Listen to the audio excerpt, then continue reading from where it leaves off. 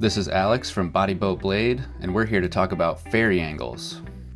Ferrying is a technique used to cross a current without being swept downstream. The goal is to move laterally across a river or tidal flow while maintaining control and minimizing drift. The technique is useful for crossing strong flows like you'd find in Deception Pass, but is also used on longer channel crossings and areas with weaker flows. Before you start your ferry, you want to make sure you have a target location on the other side of the flow picked out. It might be an eddy on the opposite shore or behind a rock mid-flow. It could even be a midstream wave you're trying to catch for a surf. You'll see as I approach the eddy line, I build up a good amount of speed, using that eddy current to help me out. I'm aiming to leave as high up in the eddy as I can so that I can give myself the most room for error as I cross. This is also the narrowest point of the eddy line and therefore the quickest area to get across.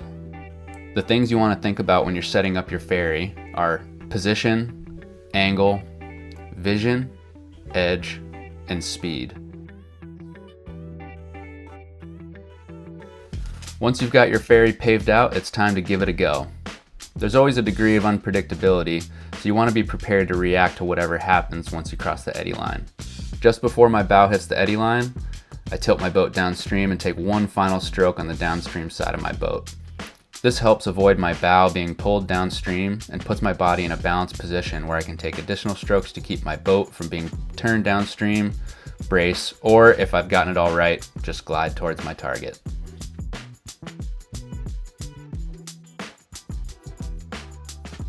Ferrying is useful for many different maneuvers in kayaking. We use it to get from one eddy to another, catch waves, and cross long channels.